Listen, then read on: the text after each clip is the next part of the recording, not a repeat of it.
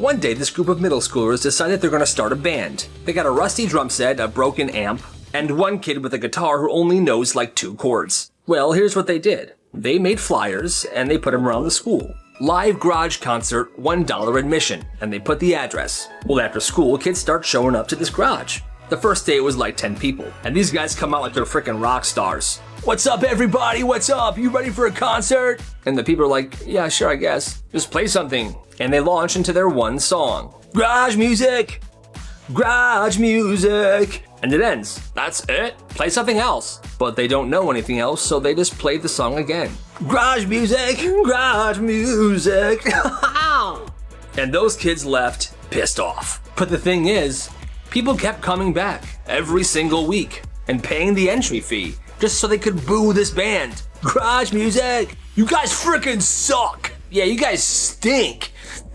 Every time there was a garage concert, these students would bring different foods to throw at them. And the band, they didn't really care because they're making $15 to $20 a show for only like a minute of music. Hey, gotta respect the hustle. So this kid had the biggest yard in the entire neighborhood. It's the yard that people always ended up hanging out at. But one summer, he had a bigger idea. He thought about those giant music festivals and how much money they make. And he thought, why not try to have one in my backyard? So first he held auditions. Bands, comics, magicians, whatever. Bring your instruments, bring your tricks, just show me what you got. And the best acts got a spot on the lineup. He built a stage out of stacked wood pallets and plywood. It wasn't fancy, but it worked. A friend brought an amp, some dude brought a microphone, it was all coming together. At the front gate of his yard, he had 2 friends working security. $10 a ticket. And inside, hot dogs and soda for $2 each, and his dad manned the grill. That night, the whole frickin' neighborhood showed up. Parents, kids, even people he didn't know. And the band was crushing it. Folding chairs around the bonfire, people dancing to the music. It was a beautiful sight. By the end of the night, they had made a really good amount of money. And he thought to himself, I'm gonna put this money towards doing it again next year. And that's exactly what he did. The next year, it happened again. Bigger and better. And he kept doing it. It wasn't just a big party. It became a tradition for the entire neighborhood. And they loved it. You gotta respect the hustle. So this kid spent his summer at yard sales. Every Saturday, he'd be out in the neighborhood scanning tables looking for sneakers at these garage sales. Didn't matter if they were brand new or perfect condition, any sneaker with a logo worked. Nike, Adidas, doesn't matter. And he was finding them. Some were $5 a pair, some were $8 a pair, some were free. Just take them, man. I don't want them anymore. Fantastic. He would take them home, scrub them with a toothbrush, swap them with brand new laces. He would then throw them up on Facebook Marketplace and eBay. And people were buying these shoes. $40, $80, sometimes even over $100. He said it was crazy how many rare shoes people were selling for like $5. His brother would come home every day from working at Subway, and this kid would just be sitting there counting his cash. His parents finally asked, Kevin, where's all this money coming from, man? And he just opened up his closet. Look at this. Reselling sneakers. By the end of summer, he had made more than his brother made the entire summer at Subway. All from reselling $5 sneakers. You gotta respect the hustle. You kids need to be more responsible. You first. In this one class, late homework gets you an immediate 0. No excuses, and this teacher was brutal about it too. If you can't turn it in on time, you fail. Life doesn't give you extensions, kids. And the thing is, she assigned homework all the time. You know, every week, new homework, the kids would turn it in, but then, listen to this, but then, nothing. No feedback, no grades, nothing gets returned to them. Well, one day, this kid named Johnny, he kinda snaps. Hey miss, just wondering, if life doesn't give you extensions, where's all of our graded homework from the last month? Excuse me, I'm very busy, Johnny. I have a life too, you know. Can't believe you. Well, you know what? Maybe you should finish your homework before you hand us out more, you hypocritical... Office? No. That's fine, but I'm gonna tell Mr. Stevens that he should probably have a look inside your gradebook. Okay, bye. Funny enough, by the next morning, the student portal of that class had been completely updated.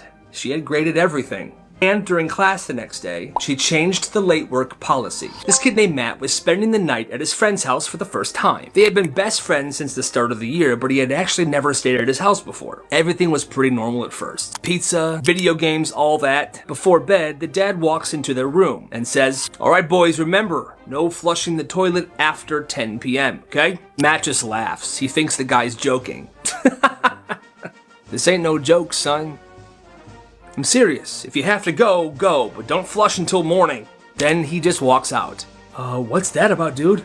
Yeah, man, my dad's really strict about the water bill. He says flushing at night's a waste. Bro, what if I gotta dump one? You just don't, okay? Alright, weird, but whatever. Matt and this kid go to sleep. Fast forward to 2 a.m. Matt wakes up, and of course, he's gotta go to the bathroom. He tries to hold it, but it's impossible. His stomach is rumbling, if you catch my drift. But finally, he sneaks out of bed. He heads to the bathroom. He's extra quiet. He does his business and then stands up. When he stands up and looks into the toilet, he's debating. Should I flush or not? There's literal in there. He's gonna flush. This is stupid. Big mistake. Within seconds, he hears footsteps. Fast footsteps. Coming straight for the bathroom. Before he can even react, the door swings open. His friend's dad is wide awake, standing there, staring at him. Get out. Okay, I'm going back to sleep. No. Get out of my house. Alright. It was 2 a.m. He had to call his parents, wake them up, and they had to come get him. He told his parents what happened, and they never let him go to his best friend's house ever again. It was the hottest week of summer. This one kid shows up to the park with a big red cooler. He opens a chair right next to it and sits down. And when people start complaining about the heat, he pops open his cooler. And inside is dozens of popsicles. I got all sorts of flavors. Red, blue, grape, $3 each. Oh, hey bro, where'd you get all these? Costco, baby. And that day he sold out. And he did it again the next day. By day 3, he's got dry ice in this cooler. And the second he rolled up to the park, people were already there waiting for him with cash in their hand. Soccer kids, the basketball court kids, even younger kids with their parents. One afternoon, this happened. I'll take one red one, please. All right, that's $5. Wait, what? I thought it was $3. I'm sorry, man, it's 95 degrees. Prices go up over 90. Pretty soon, he's known as the popsicle guy. And he's walking out with like $50 to $70 of cash every single day. Business was absolutely booming. What a good summer hustle. One day, the park manager walks by. Excuse me, man, you had a permit for this? It's hot out today, isn't it? Oh, man, it's brutal. Here, take 2 popsicles on the house. My man. And that was that. He continued that for the rest of the summer. You gotta respect the hustle. A freezing rainstorm hits overnight. Morning comes, and every single porch on the block is a sheet of ice. People are stepping outside trying to go to work, but they're slipping all over the place. But one kid, Billy, he planned for this. He saw the winter storm warning early, so the day before he went to Home Depot and he bought 4 giant bags of ice melt with his Christmas money. And that morning at 7 a.m., he's outside in slip-proof boots, dragging a red wagon full of salt. $3, I'll melt your whole porch and driveway. $3, I'll melt it all. And the people that didn't have salt themselves, because this was a very unexpected storm, they paid him. Take my money. Oh, take my money. Milk. So he's sprinkling, he's scraping, ice is melting, neighbors are getting to their cars, other neighbors see, they want to use his service as well. Business is booming on this crazy morning. And anyone who says, I'm not paying for your salt, fine, then you can slip. Wait, come back, here. They always give in. He made some really decent money that day, and ever since then, they called him the Winter King. He was a lifesaver, and honestly, genius. Gotta respect the hustle. The fight started in the hallway, slamming into lockers, shouting, loud noises. When it was finally over, one teacher saw one kid whose shirt was ripped, and that was Ethan. Hey, I'm Ethan. Ethan didn't throw a punch. He wasn't even a part of the fight. He was just the one who was trying to pull his best friend Marcus off of the other kid. So when the principal called Ethan to the office, Ethan just took the hit. Did you do this? Yeah, I did. And what about your friend Marcus? I saw him near you. Was he involved too? No, he wasn't. It was all me. He's suspended for 3 days. When he comes back, a few people treated him a little differently, like he was some sort of bad kid. But a couple days later, his friend Marcus couldn't hold it in anymore. He felt guilty. So he went to the principal's office. He was crying. He told them the complete truth. The next day, Ethan's called in. You could have cleared your own name. Why didn't you? Nah, it just didn't feel right. Marcus has got enough stuff going on. I'm incredibly proud of you, Ethan. I am. By the end of that year, Ethan's grades aren't perfect. But the principal writes him a college recommendation letter. And it was so good that he got into his first choice college. That's amazing. They lost him during a thunderstorm. The backyard gates swung open and their dog was gone. For weeks, they searched. They put up posters everywhere. They called different shelters. Nothing. Then one afternoon, they're driving home. Daughter sees something. Mom, that's Milo. Same golden fur, same curled tail, except a new collar. They pull over and they walk up to the door. Milo! His name's actually Charlie. He's cute though, huh? Feel free to pet him. Mom, do something. Where did you find him? Oh, we picked him up from the shelter. He was soaking wet, it was raining. We took him home. That's our dog. He was chipped. He wasn't chipped, and that's our dog. The girl kneels down. Milo, come here. See? He knows his name. Charlie, come here. But Milo didn't come. He was so happy to see his real owners. Quick, get Milo in the car. We're leaving now. Hey, wait. And they took the dog and they sped away. Honestly, I would have done the same thing. That's my freaking dog. That dude was seriously trying to keep him. That's messed up. From now on, you sit here by yourself. I hate my life. This kid was 10 years old, smartest kid in class. He aced every test, every assignment, but he was also super funny. Everybody loved him. And you see, the classrooms were set up like this. Round tables, and each table had like 5 people at it. Well, in this class, everybody wanted this kid at their table because he was just such a good time. That is until one day, the teacher deemed him too distracting. She pulled him away from his 5 friends and made him sit in a desk facing the wall at the back of the room. Sit down. And he was the only one back there. The rest of the class were sitting in their groups. Group projects, he worked alone. He wasn't allowed to talk. Week after week, he kept thinking, surely I'll be moved back to my table soon. But the teacher never let him. And slowly, he could feel the gap building. His friends got closer with each other and farther from him. That desk in the corner became his life. For 10 months. A punishment that was supposed to last a week lasted for 10 months. And that is not fair. Where's my marker?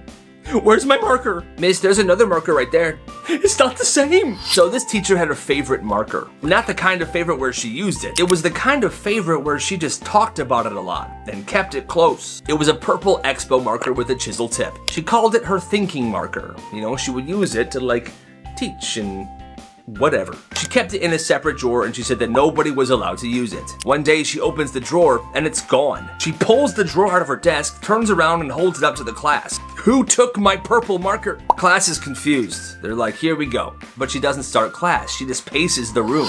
You know, I'm not even mad. I'm just really, really disappointed in you guys. That marker was a gift. It meant something to me. And everyone's just sitting there like, yo, is she crying? Over a marker? Then she locks the door.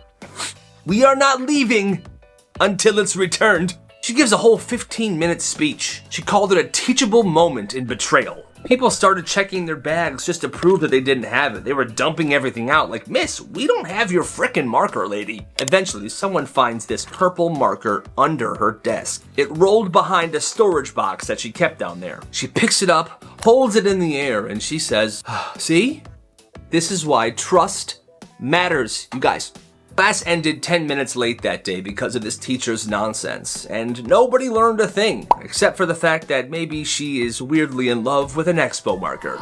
The wrong grandkid. Every few months, she would get an envelope in the mail. Oh, sweet. It was Grandma's handwriting. Inside of it, a crisp $20 bill. And a note that said, for gas. I don't even drive, Mom. Grandma's old, sweetie, let's not question it. Money's money. Years go by and the letters keep coming. Always the same message, for gas. Then one summer, the entire family's over for a barbecue.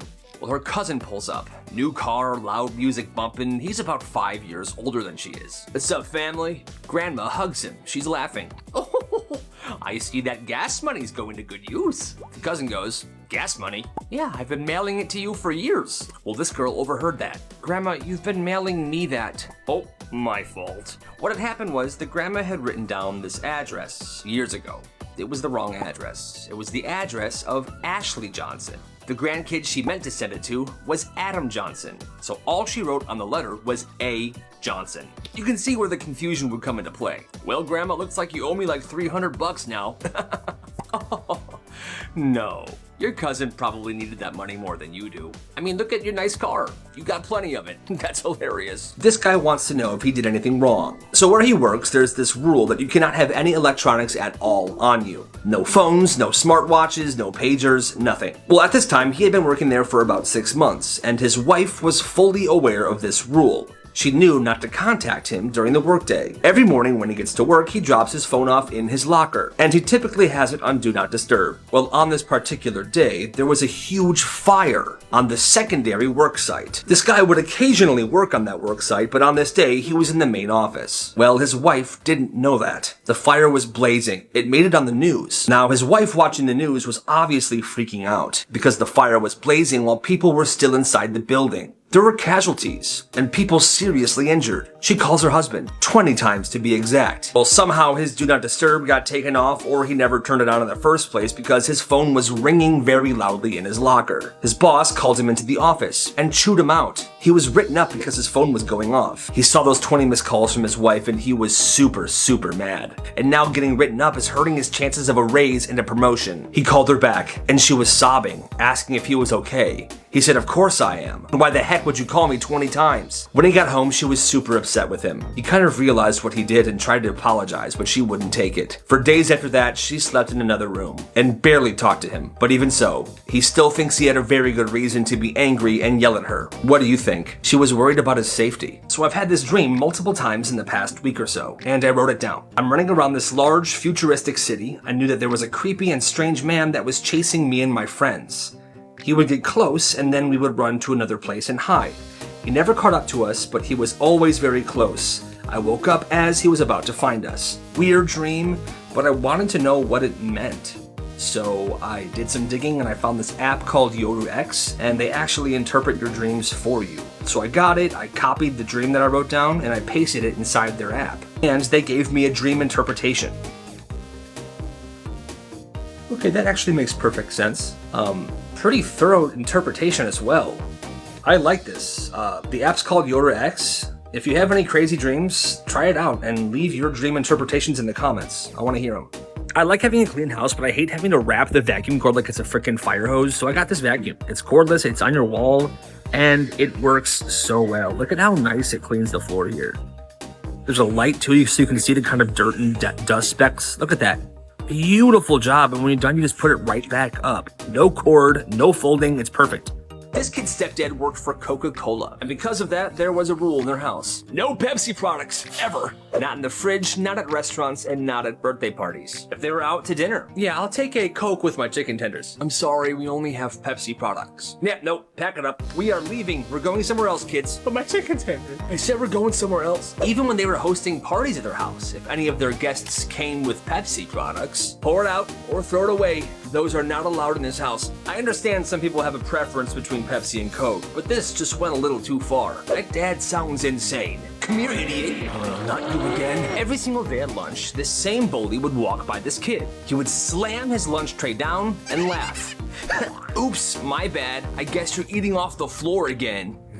The kid would just pick it up. He would try not to cause a scene, but it kept happening every single day. Monday, Tuesday, Wednesday. Well, finally this kid had enough. He snapped. One day he showed up to lunch with a shiny metal lunchbox. It looked normal and nobody thought twice. But inside the lunchbox were 2 heavy bricks. The thing was heavy, but he was carrying it around like it was normal. So here comes the bully. He's smirking.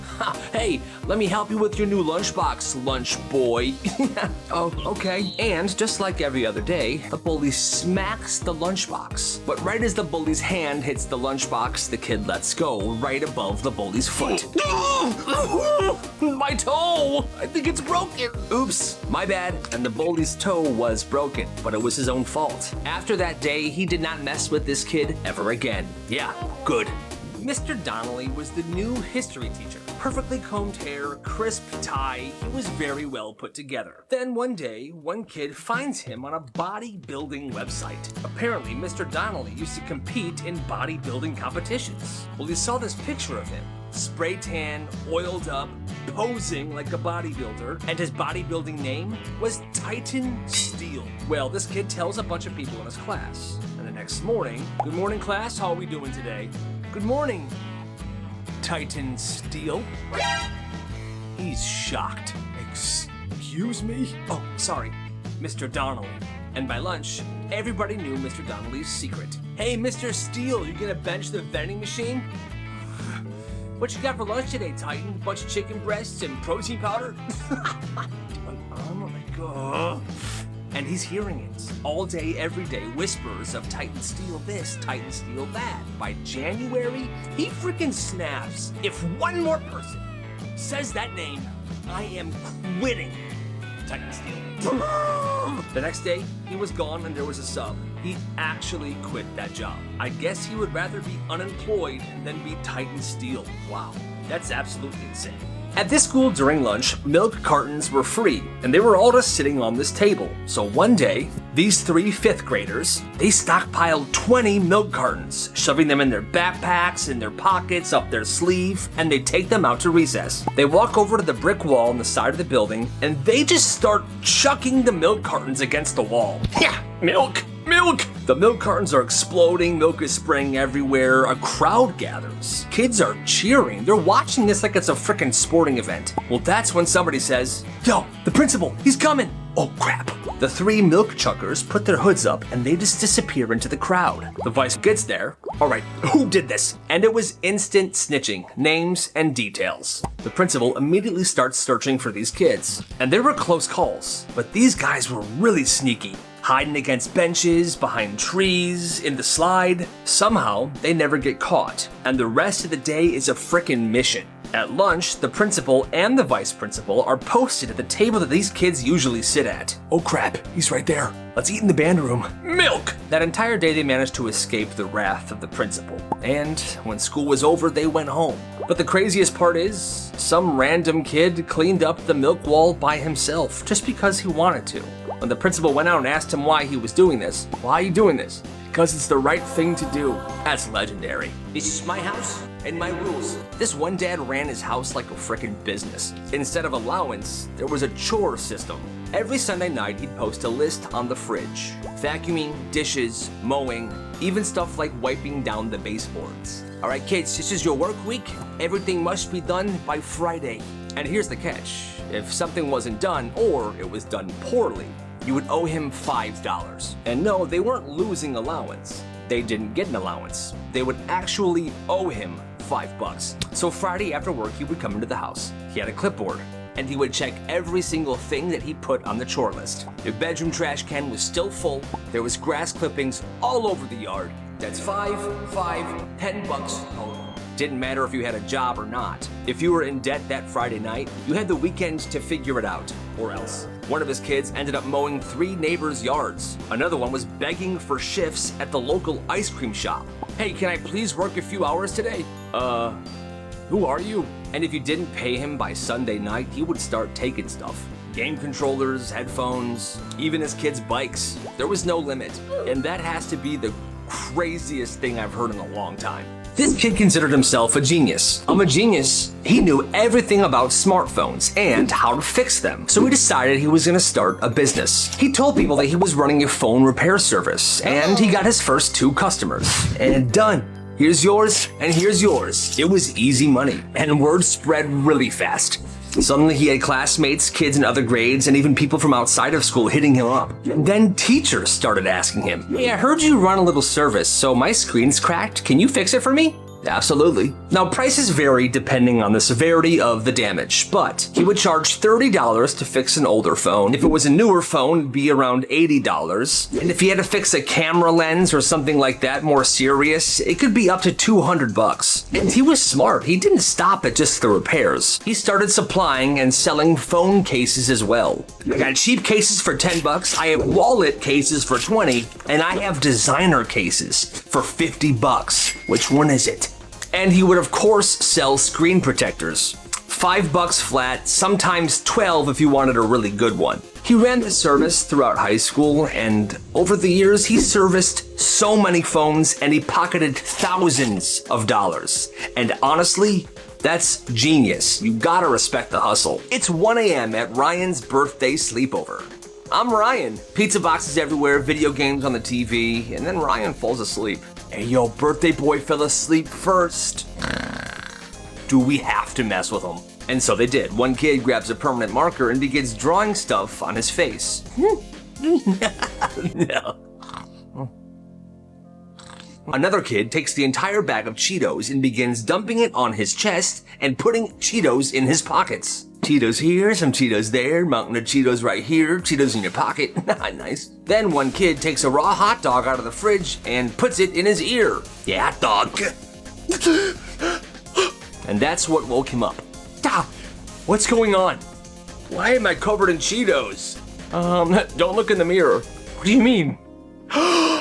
But the thing is, Ryan didn't see this as some sort of lighthearted prank. He saw red and began freaking the absolute heck out. You guys are dead. He begins throwing stuff all around the basement. Plates are shattering, windows broken. He takes the tiniest kid there, named Jensen.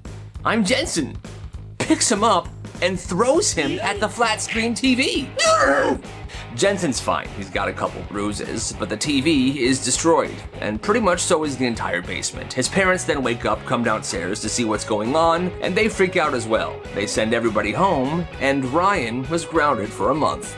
The legendary substitute. It was last period, 90 minutes long, and this class's teacher was out for 2 days, so a sub came in to cover both. The first thing he said when he came in was this: all right, students, this class is different. You will decide what we do tomorrow yourselves. Whatever you all agree on unanimously, I will make happen. And the class starts whispering, wait, like anything? Anything, but every single one of you has to agree on it. So for the next hour and a half, the entire class was working like a group project. They debated, argued, bargained, and by the end, they had a full plan. The first 15 minutes, they wanted music playing and they wanted snacks. Then, a movie of their choice. They chose Shrek 2. And with the movie, they wanted soda and pizza. And not like one slice each. They wanted enough pizza so everyone could get stuffed. And the sub just nodded. All right, tomorrow, it's done. And the next day, the classroom was a frickin' vibe. Pizza boxes stacked high, music, Shrek 2, kids with food comas in every desk. It was the only time the entire class agreed on something, and it was the last time that sub ever taught at that school. So there was this one teacher, and he lost his frickin' mind. At this one school, every single spring, there was this thing called Wildlife Week. For one whole week, classes would go outside the school and go into the woods, and they would just explore, learning about wildlife and creatures and stuff like that. It was everyone's favorite week. But this one teacher, older, gray hair, mid-50s, he decided that the kids in his class had to pay a wildlife tax. For this year, kids, you have to pay me if you want to participate in Wildlife Week. The students are sitting there stunned, and one kid was just like, I ain't paying for that, old man. There will be consequences if you don't cooperate. Prove it. Well, that made this teacher incredibly mad, and he snaps. He walks 3 steps towards this kid and just punches him right in the face. The kid's knocked out cold. The teacher's looking around like, oh my god, what did I just do? School security runs in because they heard all the ruckus. They dragged this guy out of the school. He was fired. He went to jail for a little bit, and yeah, that's it. But, hey, that's crazy. This game was banned from the school. It was a game called Get Down, Mr. President, and it worked like this. Anytime, anywhere, somebody could yell, "Get down, Mr. President," and every kid in the area would have to put their finger to their ear, like this. Kinda like how Secret Service agents do. But here's the thing, the last person to put their finger to their ear would get tackled by everybody in the area. Gosh darn it, get 'em. It would be a full-on dog pile. In the hallways, courtyards, band practice one time. It got so bad that one day a kid was tackled into the water fountain and the water fountain fell off the wall. Water was spraying everywhere. One teacher joined in one time and tackled a student. He was then fired, obviously. The school eventually banned it. They were calling it a coordinated ambush activity. They put it in the announcements and everything, but that just made it worse. Because people still shouted, "Get down, Mr. President." And the kids went, should I play or get in trouble? And most kids still played. That's crazy. Every year this school had a field day. No classes, just games outside. Tug-of-war, relay races, popsicles at the end. It was everyone's favorite day. Well, this one year, everything started off perfect. Field day starting off perfect. Sunshine, kids in their colors, music blasting. But by lunch, storm clouds roll in. Teachers tried to squeeze in the last of the events before it starts to pour. Okay, one more race and then inside. Then boom. thunder cracks. Rain starts pouring, the field turns to mud instantly. Well, the problem? The school locked every single side door because they wanted to funnel all the kids in and out of the main entrance. Well, the issue is the field that they were playing in was behind the school. So now hundreds of kids are slipping, sprinting, covered in mud. I lost my shoe. I can't even see. Where are my glasses? By the time they got back inside, everything was soaked. Mud everywhere. And the school day ended with students washing the mud off themselves in the bathroom and the janitors drying them down with leaf blowers. That's actually hilarious. So where's my daughter? Yeah. Well, we got good news and bad news. This happened the second day of kindergarten. Ella is 5 years old. It's her second day ever riding the bus. The bus route ends at the daycare, and that's where her mom picks her up after work. But on this particular day, the bus pulls up. The kids get off, except for Ella. The daycare staff looks around. Wait a minute, where's Ella? They called her mom. Hi, did you keep Ella home from school today? Because she's not here. What? No, she was in the bus this morning. The mom calls the school. Where is my daughter? She didn't get off her bus today. I have no idea. They had no idea. They panic. The mom panics. 15 minutes later, the school calls the mom back. Hi, we know where she is. we know where she is. She had fallen asleep on the bus. The bus driver never checked the seats. They drove the bus back to the bus depot and locked the bus inside of the garage and left. Ella wakes up alone. On a dark, silent bus, and she's absolutely horrified, as you can imagine. There's no lights, there's no voices. She starts screaming. Finally, a mechanic hears her and runs over. She's in tears, she's shaking, she's hugging her backpack. The school apologized. The bus driver got fired, and that girl never took a nap on a bus ever again. The worst part of a sleepover was the morning. You're tired, the air smells weird, your friend is always sleeping longer than you are, so you have to deal with their parents. I hated that. Well, this one kid shared a story about a sleepover he went to when he was a kid. They wake up. His friend asks, so you want to stay for breakfast? Sure. Honestly, he should have left right then and there. That was a trap. He could have dipped, but instead, he's eating boiled spinach, microwaved eggs, and a glass of milk. The worst combo of all time. Why was this kid's parents making that for breakfast? I don't know. You like it, sweetie? Yeah, yummy. You barely touched your spinach. I'm savoring it. Meanwhile, his friend's little brother, who's staring at him, says, you eat weird. What? He survives breakfast. Barely. He sticks around for a little bit and then he wants to go home, but by this time it's 3 p.m. They ask him if he wants to play a board game. Guess he doesn't want to make his friend feel bad, so he says yes. But the game was Monopoly, the longest game ever. Who's playing Monopoly? And he's starting to get real antsy. He's got to go. He's texting his mom, please come pick me up. It's an emergency. 6 p.m. Ding, his mom texts him. Here. He grabs his backpack. All right, guys, thanks for having me. My mom's out front. And his friend starts shaking. Wait, you're leaving? Yeah, man, it's Sunday night. But I thought we'd hang out all week. Bro, we got school tomorrow. And then his friend starts crying. But you're my best friend. You're my best friend. I know, man, I know. All right, see you guys. He gets into the car and says to himself, never again. This is absolutely insane. So Rampart High School was a blue ribbon school. Good grades, solid reputation, but they had barely any money. So the principal has an idea to rent out the gymnasium to make some extra cash. And someone comes up, they want to use it on a Saturday. They say it's just a small event. The guy says, yeah, it's for a church dance, 7 p.m. to 9 p.m., 1,000 people max. Well, Saturday night hits, and it's a full-blown rave. Lights, fog machines, thumping bass, it's packed. Over 5,000 people show up. People are drinking, there's a bunch of other crazy stuff going on. And this isn't just a rumor, it was on the news. Here's the article. See, 5,000 people. What is this? The superintendent said this was a major mistake and that they were manipulated by these guys. The rave went on from 6 p.m. to 6 a.m. all frickin' night. The company that threw the rave said that they never lied and that kids will be kids, but come on, who would do this? After the rave, the gym was completely destroyed. And I mean like destroyed.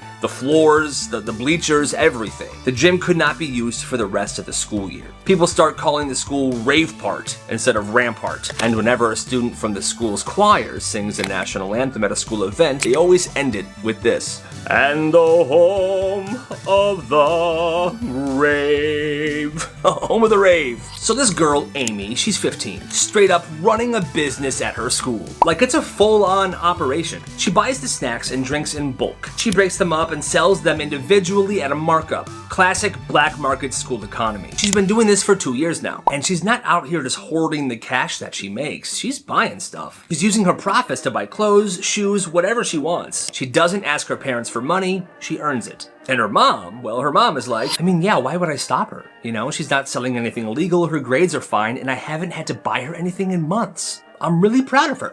But the school? Oh no. They catch her and a few other snack dealers and boom, week of detentions. And they warn her, one more time and you're suspended. Please, okay. Now the dad's losing his mind. No, honey, this is serious, okay? She's risking her education. She needs to be grounded. And the mom's like, grounded for what? Capitalism? Like, for real, what are we doing here, you guys? You know, she's not disrupting class. She's not failing. In fact, she's doing better than she has before. She's not pushing anything shady. She's just really good at business. The mom says this. The school's obviously making something out of nothing. It's not like she's slinging crank behind the vending machines. And honestly, I get it. I understand, like, rules are rules, but let's be real here. Half these schools don't teach the kids anything useful anyways. Good for her, for respecting her own hustle. And if that was my school, I'd be asking for her supply chain. Big ups to Amy. Hey, কি করবি? চেনা চেহারা না হলো কি চেহারা কথা তো বেশি চেহারা ওজন বেশি আপনি না শুই না দেখা সব জানা ফেলছেন বাবা। রক্ত লাগবে রে রক্ত আসবো না মানে হ্যাঁ তাই তো শুনলাম। আসবো না ঠিক আছে দেখতেছি ব্যাপারটা যাও কিরে তুই কোচিং এ যাস না কেন? দোস্ত আমি কোচিং এ কিভাবে যাব বল? এই গুন্ডাটা যে আমাকে ডিস্টার্ব করে তুই দেখতেই তো পারছস, ডেইলি আমার পিছনে লাগা থাকে। আমার ভালোবাসার গল্পটা অপূর্ণ রয়ে গেল গলবে পাখির মন গলবে এমন মন্ত্র দেব এভাবে রাস্তাঘাটে একটা মেয়েকে উত্তক্ত করে আর নিজের গায়ে রক্ত দিয়ে এই এই দুলাভাই সামনে থাকলে যে সালাম দিতে হয় আপনি শিখাই নাই তোরা যে কোচিং এর সামনে যে গুন্ডাটা দাঁড়িয়ে থাকে আমার তো মনে হয় পড়াশোনা সব বন্ধ করে দিবে। আমি তোর প্রেমের গল্প সাকসেসফুল আমার কথা বিশ্বাস কর। আমি শুধু একটু প্রেম ভালোবাসাতে আমি শুধু ওরেই চাই বাবা আমি ওরে পাইলে হবে ওকে আমি আপনাকে ভালোবাসি। আচ্ছা আপনার কাছে একটা প্রশ্ন। আমার তো অনেক ভয় লাগতেছে দোস্ত, এই যে আস্তে আস্তে সব মানুষ জানবে, তারপর আমার ফ্যামিলিকেও জানাই দিবে। আর আমার and best of luck for doctorship আমি দোয়া করি তুমি যেন একজন ভালো ডক্টর হও।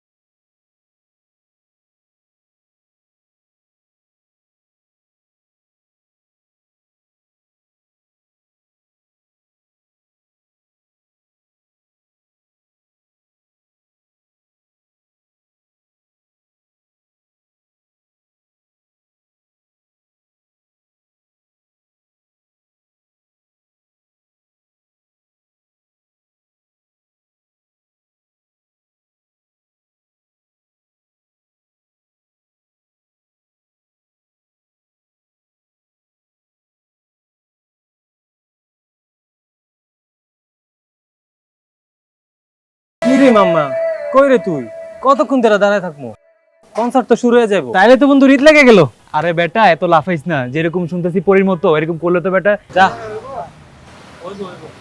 পারলে তো ভালো দেখা যাক কি করে শালা বোবা হ্যাঁ কথা বলতে পারো না বিয়ান সাহেব আসসালামু আলাইকুম বিয়ান সাহেব এক্সকিউজ মি বলে দিবেন যে আমার বন্ধুর সাথে যেন ভালোভাবে প্রেম করে নাইলে কিন্তু ঝামেলা আছে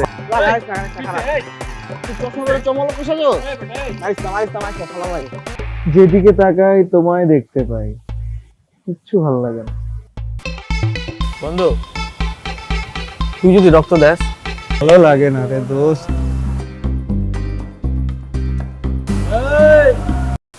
না দুলা ভাই আমি তো কোচিং এ যাই না, আমার তো বাসায় গেস্ট আসছে আর আমার আম্মু তো একা, এজন্য আমি যাই না। আমার পড়াশোনা সবকিছু বন্ধ করে দিবে, তখন আমি কি করব? আরে ছাইরা দে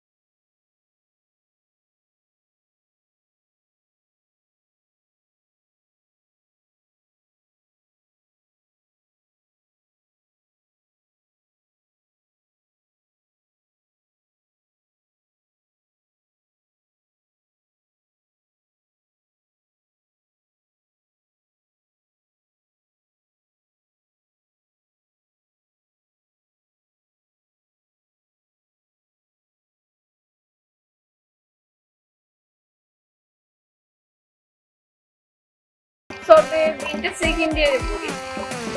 সেকেন্ড ইয়ারে আমার ক্লাস 9 এর পোলাবেনও প্রেম করে।